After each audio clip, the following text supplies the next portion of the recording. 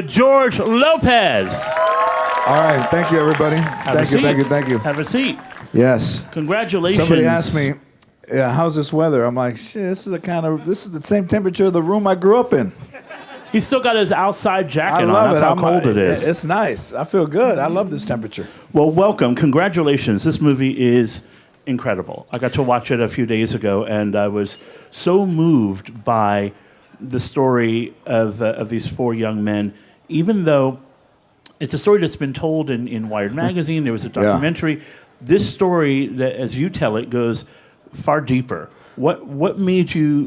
What compelled you to make this movie? Well, you know, this country and this world is made up of underdogs. This is really the first movie that I've done where social media plays such a huge part in getting the awareness out, right? So, you know, movie companies hire publicity firms and they hire, people to do focus groups. But I'm gonna tell you this, man. Carlos Penavega is in the movie as well. He's in a Big Time Rush, and between he and I, we have created a social media buzz that is second only to American Sniper. So this is a really small movie, but I think that everybody has a dream. I think everybody can relate to this movie, and everybody is always wanting to be a hero. And we're all put out, like I was an underdog everybody's an underdog. This movie is about underdogs becoming heroes, and possibly this weekend we're not in the same amount of theaters clearly, but I think this movie, because people, are underdogs, can get noticed this weekend. So this is the story of four young men who strive to build a robot. Well, they're little misfits in school. They don't fit in. They get bullied and things. This happened in 2004. So a teacher's at the school. He decides to create a robotics club. And then these kids come in, and they're not formally trained. They're just very intelligent kids. And they go and get motors from old cars, of little race cars and stock cars and those little motors. And then we in the movie went to a hardware store to get PVC pipe and glue and trolling motors, things that aren't necessarily the same kind of things a college would use or any other high school that has funds. So in truth, I found out from the kids that they got the PVC pipe not from a hardware store, but from the side of one of the kids' house, that they had PVC pipe.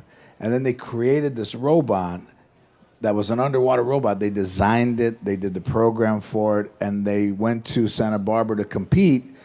And instead of competing against high schools, because they thought it would be embarrassing to lose to high schools, they entered in the college division.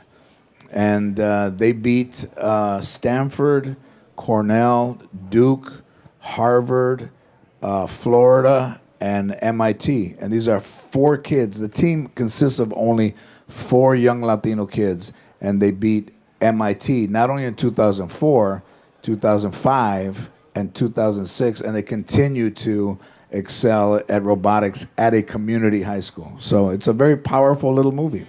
But there's the added twist that these four young men are undocumented. The four guys are undocumented, yes. So when they win, you think when you win a competition like that all good things happen, but unfortunately because of their status, it didn't turn out that way. And the movie deals with that. It's not a movie about immigration. It's just happens to be a situation that was real to the story. But you don't have to be Latino to enjoy this film. When I was watching Rocky or Karate Kid or the movies that I liked, I didn't look at the Karate Kid as an Italian kid from New York trying to fit in California.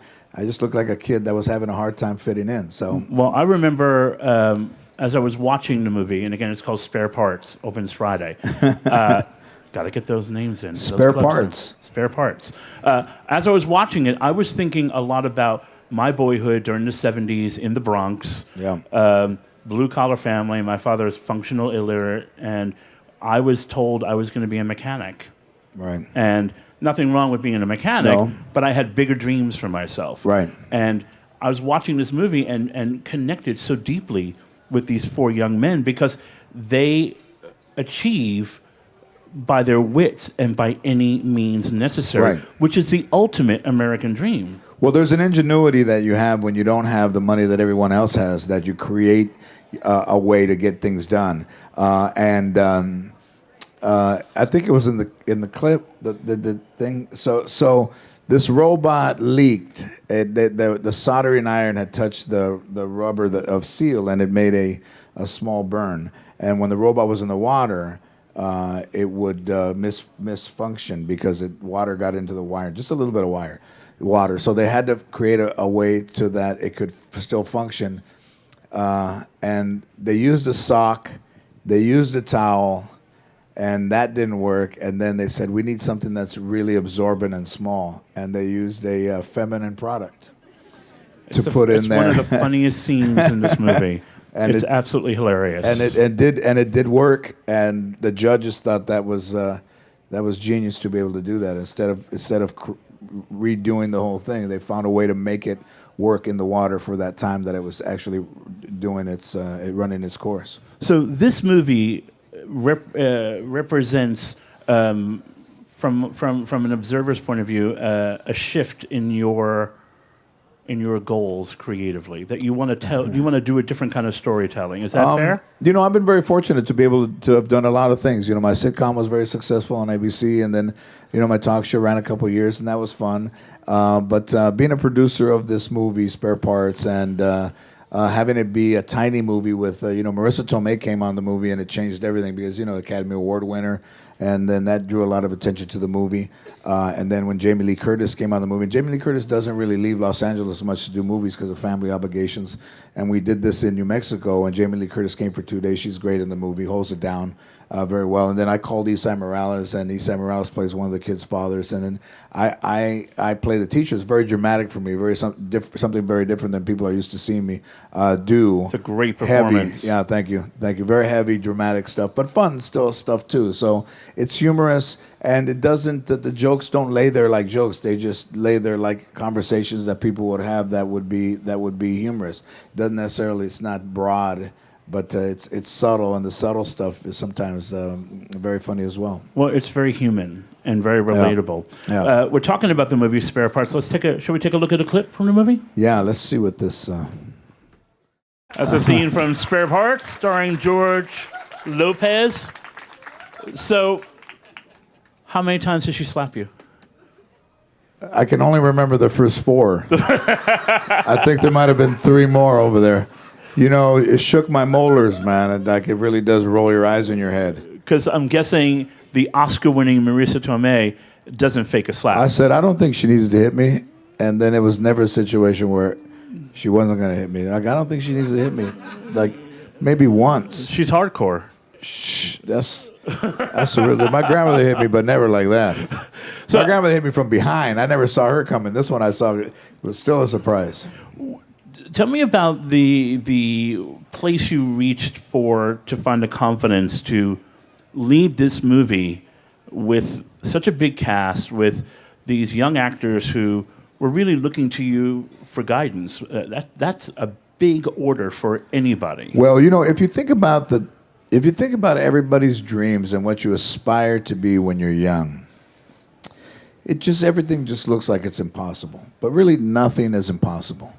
So in looking at these young kids, forget color, everybody thinks they're wrapped up in color, but if you look at these young kids who for under $800 created this and designed this robot to function, and then because you don't think enough of your ability to enter with high schools because you think you're going to come in last, you enter in against colleges because you think if you can beat one college, then that's a victory.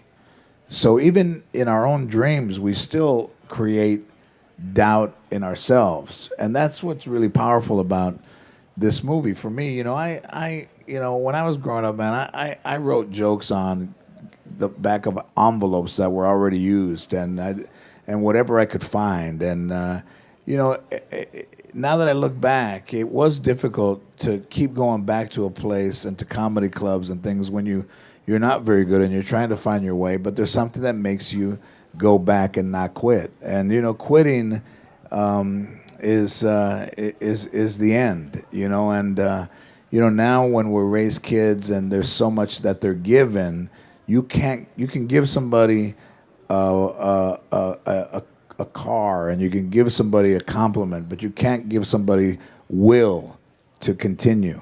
That has to come from within. Where did you find your will? Go all the way back to when you knew that this is what you wanted. There's no more terrifying thing than standing on a stage with a microphone in your hand. No. None. So I just felt like I was different. I felt like I was a little bit different. Listen, I am not. I wasn't the best student in high school, and I did realize when I got out of school and I started to try to get into the workplace that I did squander several years of education trying to be cool and trying to be funny with time that I could not get back, and that was very disappointing to me. One of the things I think that hurt me the most was that I finally realized that all the guys that I hung out with are gone. And then, things change, and then you're left with what you've learned in school. And I really didn't apply myself very much. So I always had been drawn to comedy, and I thought, this is going to be something that's going to be harder than anything that I ever tried to do in my life. And I used to quit. I quit when things got tough. And I had a high school baseball coach that he and I, when I was in high school, got into it, and he broke me down. He said, man, when things get tough, you quit, and you're never going to be anything in life because you're a quitter. There's nothing worse than a quitter. And then when I started to play golf in 1981, and it was hard, I would quit. Like I'd play 7 holes, and I'd tell the guys I'm leaving. And they'd say, "Where are you going?" I said, I'm not playing very good. I want to go home. And one day on one of those trips home, I just thought of this guy, this teacher, Steve Martin. And I said, man, this guy was right. He was right. And then when baseball season started, usually around in March, one day, I was probably 22. I drove to the high school and got out of my car, and after baseball practice was over, and I walked up to him and I apologized to him for disrespecting him while I was in high school, and told him how much I appreciated him trying to help me. And it wasn't until almost 4 years later that I realized that everything he was telling me was right. what was it like the first time you felt like you had followed it through to the end and you scored? Well, it was a feeling that I've done stand up a long time, and I've done better than that first time many times, but there's nothing like that first time that is kind of a transfusion or an influx or an infusion of love and of confidence and of like, hey, I can do this, I can do this. I always expected people to tell me that I could do something, but they weren't always going to be around, so I needed to believe it myself. And then at that point, in my early 20s, I believed that I could do so. I could do this. And for those of you, if you ever want a boost, get to YouTube and type in George Lopez, Que Locos, and look at those old TV shows. Oh. Hilarious. Just the hair is hilarious. Well, but the confidence. Yeah. You had great camera presence. How like that show goes all the way back. Yeah. But a dream doesn't live by itself. I've had some really, everybody's seen the original Willy Wonka, right? So I loved Willy Wonka when I was a kid because it's about a dream. It's about a kid that didn't have a lot of money, and there's this chocolate factory. There's 6 tickets. He never thinks he's going to get one. He finds money in the street. He buys a chocolate, and it's in there. And I was in Las Vegas in 1990, the summer of 90, opening for Sheena Easton at Bally's. And I saw in USA Today that Johnny Carson was leaving The Tonight Show in 1991. And I remember reading this thing in the Life section, and it said that 6 new comedians were going to be on The Tonight Show before he left, from that point till the next May of 92. And I never thought of myself being on The Tonight Show, much less thinking I would be one of the last 6 to do The Tonight Show. So on a Wednesday night in August of 91, he was leaving in 92, 2 months after, I'm at the Improv in Los Angeles on a Wednesday. And I always try to do my best no matter who was there, if there was 10 people or 100 people. And I went up there, and I didn't do too bad, you know. And this guy comes up to me afterwards, and he says, "I'm Jim McCauley. I'm the talent coordinator for the Tonight Show." And I said, "Oh, hey." He goes, "I like what you did." And I said, okay, all right." And then he said, "Congratulations. I'm gonna put his hand out. I'm gonna put you on the Tonight Show." And I was like, "What?" He goes, "You got the Tonight Show." And I got one of those last 6 spots before Johnny Carson left. Isn't that something? After seeing that thing, yeah. So, in your mind, do you allow yourself to believe that that's skill or luck? There's a little bit of luck, but listen, if you half-ass it, that guy doesn't do that. So I never half-assed it because you never know who's going to be out there. Right. So you treat every time like it's your first time. I learned that from Carlos Santana. He said, first time, every time. First time, every time you do it, treat it like it's the first time. That's good advice. So do you, in the moments when you pause and think about your life, and certainly 2 days before a big movie opens, you might be doing that. Yeah. Do you stop and think that this is part of a mission? Because we did almost lose you a number of years ago. You nearly died, and as someone who's had a near-death experience myself, you spend some time, I imagine, asking why you got spared. Well, I had kidney disease growing up, and I almost, when the doctor told me in like '98 that I had kidney disease, I couldn't stand up, and I was on the road, and I kind of bent. I was like, I walked like this, I walked this way. Wow. During the day and stuff, and I flew home like that, and then I went to the doctor, and he took my blood, and he says, "Wait here, I don't want you to go anywhere till I get the results back." And it took a couple hours. I'm sitting in the room a couple hours, kind of like that, like that. And he says, he comes in, he goes, "Hey, I got bad news." And I said, "What is it?" He goes, "You have advanced kidney disease." And I said, "Of course I do." And I said, "Because what haven't I had in my life? Like what? Why? Yeah, of course I got it." And I said, "Well, what do I need to do?" And he's like, "Well, by the time you're 44, you're going to need 45. You're going to need a transplant." And I needed one when I was 44. So and then I told my doctor at Cedars in Los Angeles. I said, "Listen, man, I just want to get this done. And I want to go on with my life. I don't want to be a poster boy for kidney disease. I don't want to have people know about it. I just want to get well and go back to work." And when I had the transplant in April, I think it was the 21st of April of 2005, I woke up and I felt better than I had ever felt in my life. And at that point, I decided that I was going to try to help people with who were sick, and to raise awareness for kidney disease, and to raise awareness for just good health, and getting your creatinine level checked, getting your blood pressure checked, and things like that. And since then, I've sent a lot of kids to camp who are afflicted with kidney disease. Yeah. I've raised awareness, millions of dollars. That's a dude. That's why I go back to work. I don't want anybody to know. But it was inhuman to turn my back on people who were sick. So I couldn't do it. And when I grew up, I was selfish, man. I only thought about myself. And I am not anything like I was when I was growing up. I'm not perfect, but I'm very kind to people. I probably am kinder to people than I am to myself, but I'm still working on that part. Well, good for you. Thank you. It's interesting. Spare Parts, the new movie starring our new friend I'm George spare Lopez. parts. I got spare parts in me. I got other parts. It is relatable, I believe, to every person who's in this room. I found it deeply relatable.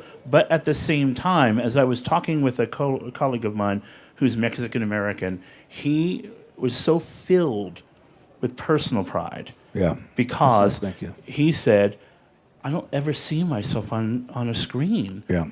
As not only as a Latino male, but as a Mexican American male.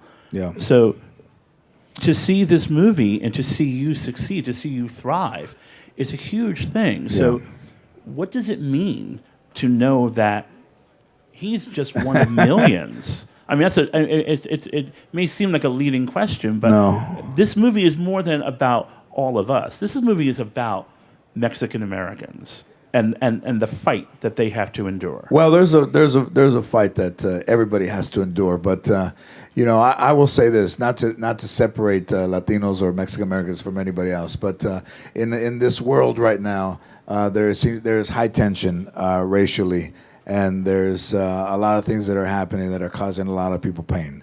And we as Latinos only want to be included in the conversation.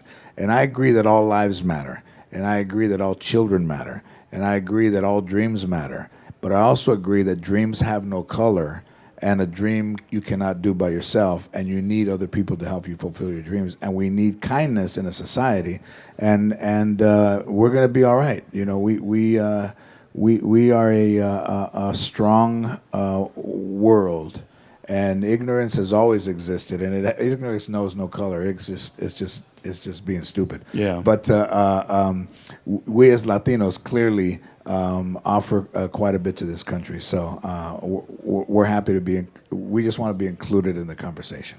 So how you've been, for someone who has such a great life as a very funny person, you also have this other life where you have advocated for people in politics whom you believed in, and that's not anything like that's in my personality. Like, I never really wanted to do that, but there's a sense of being able to help that we don't usually have. Like, there's that pride there, there's that pride, or in being kind to somebody that I didn't learn from anybody in my family. Actually very unkind.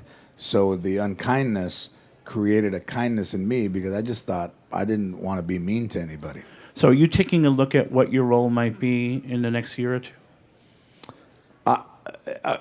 I'm interested how people will react to this when they see me dramatic. See me not like they've seen me on my television show or in animation movies or however they see me. It's a very different experience. It's different, and I love social media. So I have great friends on social media, and you post stuff like that. But in no way is social media even. It's an accelerated life or a shinier life than we usually live. Yeah. They show people working out, and they show people taking pictures of their food. And they show people at the beach, and they show people on rooftops and sunsets and sun-ups. What about somebody struggling to get out of bed just to stand upright? Nobody posts that. Oh, it's not as sexy as people think it is. It took me 5 minutes to straighten up this morning. But in all of that, everybody tends to want to be noticed and cool and popular. But I'd rather just be kind. Do you like being a leader? Well, I don't know if I would call myself a leader, but I like who I am. I like who I'm becoming as I get older. As like the sands of the glass get less sand, I'm like, I better start being nice. I don't have that much sand left. Why are people so not nice? You've made reference to being kind numerous times, and there's a rush to our society. There's just a rush of, a text message is. I'm far be it from me to criticize anybody who texts. Sometimes I only have conversations with people texting, but it's a very impersonal thing. Yeah. Than to pick up the phone and say, "Hey, man, I'm running a little bit late. I'll see you when I get there." Just to text. Yeah. It's a very impersonal. So tell me something. What do you find funny about life right now? The foods that people can eat and not eat, gluten and whole foods and organic peanut butter and peanut butter allergies and kale. I mean, how long have we been around? I just heard of kale like in the last year. It was just lettuce. There was romaine, there was iceberg, there was like spinach leaves, and all of a sudden kale comes out. And then now there's low-fat vinaigrette. But when we were growing up, they had shit like Roquefort, which was all cheese and like chunks. It just took forever for it to get out of the bottle. That salad dressing is gone. Like they said, hey, those were good days. Those were good days, though. So Thousand Island, and dipping fries in ranch dressing. Those were the good old days. Those were the good old days. Peanut allergies. I was on a plane and they didn't have peanuts because one passenger had a peanut allergy. So I said, time to go Greyhound and give us the rest of the peanuts. So you have this production company. Spare Parts is the first movie from this company, Yep. correct? So what else do you? How many other movies do you have lined up? I'm looking for the next. You haven't picked one? The next project. I haven't picked one yet, but there's some stuff I'm looking at. But I'm to stay in the moment. I'm waiting to see what the reaction to me as a dramatic actor is. So, what's We'll see what happens. I mean, I'm just so happy. Like I'm still touring, doing stand up. I love doing stand up, and myself and Cedric the Entertainer and D.L. Hughley and Eddie Griffin and Charlie Murphy and Mike Epps, all of us are out on tour together. Together, all of us in one show on one night. How often do you see each other? We don't you can't be traveling together. No, we'll see each other at the end of the month in Jacksonville and in Tampa, then in Cincinnati and North Carolina. But we're gonna come to New York. We're gonna go to D.C. We're gonna go to Detroit. We're gonna do a big tour of this thing, and it is fun. It's just listen, man, we gotta laugh. It's just a fun night filled with some great comedians. Do you get nervous before you go on stage? Never. Never? No. How do you size up the room when you walk in? Like right now, this Yeah. would be a good room right here. Very This looks like a good diverse. room. Yeah. Look like there's some sports fans. Very Yeah. diverse. This is a good room right here. You got some people that are a little bit older, a little bit younger. This is a good room right here. It's a good room. George I Lopez? think we should all get together and buy the Knicks. Everybody, pass around a hat. Let's turn it all around. Well, y'all are going to get a chance to ask some questions as Yeah. well. But we do have another clip from Spare Parts. Oh. Shall we take a look? Yeah, you guys want to see it? Come on. Come on. Give them some love. I hope I'm not putting anybody to sleep. Parts opening Friday. George Lopez. Thank you, everybody. What's it like to see yourself on screen? It's pretty brutal. I try to make myself look different. That's actually the real color of my hair, very gray. And no offense. I was going to ask you that next. Yeah, so I decided to go gray and then let my mustache and goatee grow. And it was rough because, people used to seeing you from your TV show. And if you go eat, there's always little kids. And they go, hey, this is George Lopez. And they go, you got old. Like, all right. How old are you? 7. All right. But that was the reaction to that. It's like, you got old. I went to Dwayne Reed and the cash register. The woman at the cash register told me, before she even told me hello, said, you got old. Even before she rang me up. That's She said, mean. I got old. It's. I guess I'm supposed to look like I looked in that show forever, but I can't. You look pretty close to it. Thank you. I feel pretty good. Don't let this jacket fool you. There's a little skinny dude under there. So are we ready to get some questions from the audience for George Lopez? Yeah? Let's stand up. Let's say where you're from, and let's say favorite song of all time. Let's make it Wait. interesting. What's your favorite song of all time? Mine is, there's a bunch of them. Mine is favorite of all time. Just makes you go, when you hear it. Wow, that's a pretty good one. I'm going to say, I'm going to say Reasons from Earth, Wind, and Fire. Wow. It just kept popping. There's so many that kept popping into my heart. I said, Reasons is so That's great. pretty good. That's so pretty great. good. And favorite song, by the way. Don't forget favorite song. I don't have a favorite song of all time. What? All right. Since you're George Lopez, I'll tell you. My favorite song of all time is from Snoop Dogg, Gin and Juice. That's what I'm saying. Come on, that's a good song. Good. Gin and Juice. What about the guy next to you? I think his is Gin and Juice too. Yes, sir. Question? Yes, on School Dance, I like you played the father in that movie School Dance. Yes. I seen it a few months ago. With Nick Cannon, Yeah, with Nick Cannon, Mike Epps, so Epps. forth. Yeah, Kevin Hart. yeah.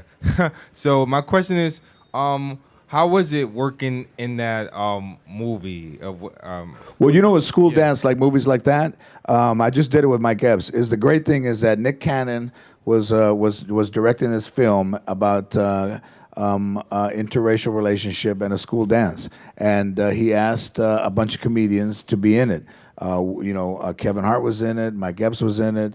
There's a whole lot of guys in it. And we did it for practically no money, but what we did it for was to help each other out. And that's really a great thing to do, is be able to go in there and say, I got these guys to do it, and looking for no financial reward other than just being able to help another guy. So Mike Epps, I played the president in Mike Epps' movie that he's doing, which is like a parody of The Purge. That looks very funny. So, so to be able to help somebody just for a day and go in there and knock that out. But School Days came out pretty good. For a movie that wasn't made for a lot of money, it looks pretty good. Yeah, thank you. Thank you. I was upset that my daughter was dating an African-American gentleman in the movie. And favorite song, by the way. Favorite song. Favorite song. I can think of right now I've been getting into Tamia. I don't know if you know her, R&B Tamia. Yes. I've been getting kind of back into her albums a little bit. All right. But I will ask you this. How do you decide what projects you get involved with? And is there a particular void in film and television that you'd like to fill? Yeah. Like this, because it was based on a true story, and the Wired article was so strong, and I felt that there was a place for a movie like this. But a lot of things are a little bit derogatory of just like gangsta. I don't really do that. I don't really do that. But in a void in TV. I'm happy that my first show is still on. I think it's on Nickelodeon every night and MTV, and people get to see that. But if something is good, and I always try to create it. Like earlier last year, I did a show called St. George on FX, which I liked, by the way, with Danny Trejo. Machete was in it. That was a great David show. Zayas here from New York. It was a fun show. I liked it. And it was about a guy who had kind of come up and made a name for himself and created an energy drink, and it's always trying to be a little bit positive. But Gina Rodriguez winning a Golden Globe for Jane the Virgin is fantastic, and there's great portrayals. Scandal and everything that's going on there. So gradually things, House of Lies, Don Cheadle, and those shows that are great with leads that are of color are all great stuff. So the needle is going in the right direction. Hi, my name is Julian. I just say my favorite song, right? Yes. Probably "Break On Through" by The Doors. Oh, I'd say. Yeah. All right. You guys remember that one? Yeah. First of all, I want to say you're a huge inspiration to the whole Latino community. Thank Since you I was very younger, much. I've looked up to you. Thank you. I was wondering what made you fully commit to show business, because I'm sure when you were younger you were very maybe undecided and you were thinking maybe it's not realistic or serious. But I know absolutely. that sure it was in your heart and your All your of it. passion. So I was wondering what part of your life did you fully commit? Well, I went through some very dark times, from like 95 to 99. Very dark. Alcohol, a lot of alcohol. Had a little incident last year with some alcohol too. It's been a struggle for me to get that right. Never had a really good relationship with it. Kind of wish the one thing I would do all over again. I probably wouldn't drink anything for back then if I realized how much damage it can do to somebody. But in 2000, Sandra Bullock came to see me at an improv in Brea, California, and then she got involved with me because she liked my stand-up to do the show. So it became my sitcom. But nobody was running out there to help me. So I owe her an incredible debt of gratitude for believing in me and sticking with me and making that show happen. And then you have to do stuff on your own. I mean, I still had to deliver stories, and a lot of them were from my life. But without that initial hand up, I'm not sure where I would be. And I think my career would be different without a hand, without her assistance. So and she knows how much I respect and love her for that.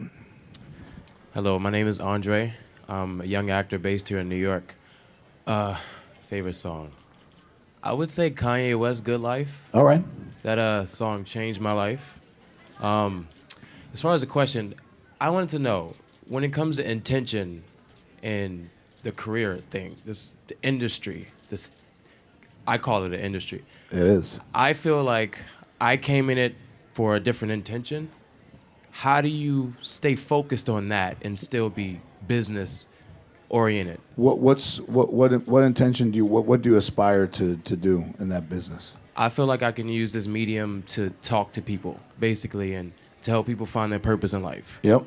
That's how I mean, Will Smith was one of my biggest, people. Yes. I mean, when I didn't Right. learn from teachers, I didn't learn from preachers, I learned from artists. Right. And how do you stay focused on that and also stay business oriented? Well, the thing is that the public personality is kind of like a veneer to the other person underneath. So if you separate the two and not believe that you are super or better than anyone else, so you just trying to remain humble underneath and then do your work that you have to do. But I've run into a lot of people when I had my talk show that really did think they were special. Really just were affected by the business. They're very sad people. Man, They're very sad people. I Wow. meet them every day. Oh, right. Every day of my life. They start to walk around like they are detectives or mafiosos, or and it does that kind of does affect you. But if you stay grounded and stay real underneath and let the work speak for itself and not have to tell somebody who you are or what you do, you'll find a place and you'll inspire other people, because of humility inspires people. Somebody being humble and yet remaining talented and focused and driven, but yet down to earth. It's a tough combination to get, but you know what? What's so beautiful you look about like this you got movie? it. I feel it. This movie, Spare Parts, is an example of how he's doing that, because it's funny, it's really entertaining, but it has a mission, and it has very clear intention that will really blow you away when you see it. And that's Thank you. it's good for you to hear it from someone who's not him, because I've seen the movie and I think it's a terrific movie, and it really does. It'll answer all your questions. Yeah, I wish you the best of luck as well. My favorite song. Dime. One of the Beatles. She love you, yeah, yeah, yeah. She love you. And I come from Mexico. Oh, Yes. the Beatles. Hey, Mexico and the Beatles. Yes, of Very course. impressive. Yeah, right? Of course. Yeah. I remember I was in Mexico and they were playing Yellow Submarine and nobody could Oh, speak yeah. English, but everybody was singing Yellow Submarine. That was badass. It might have been the margaritas, but it might have been Yellow Submarine too. A little bit of both. True. You ever think about to go back to Mexico? I mean, work in Mexico and do some En las films películas in de there? México? This movie is going to premiere in Mexico, and it's called Los Inventores, the inventors. So this movie will go to Mexico, yes. But I think Eugenio Derbez is an incredibly talented actor from Mexico, and I would love to have him help me with the Mexican audience, and then me help him to get a larger American audience and do a movie together. I think that would be good. Yeah, I would like that. Well, the movie is called Thank Spare you. Parts. Gracias a usted. Stars George Lopez. Thank you. You're very kind. Listen, everybody. I know everybody. I appreciate every one of you coming here to listen to me talk about this movie. I think you will like this movie. Listen, it is inspiring. However you live your life, we all want to be somebody, and this movie is about kids becoming somebody, but not posing, earning it. It all has to be earned. To be appreciated, it must be earned. Yes. Thank you, So everybody. thank you, and thank you.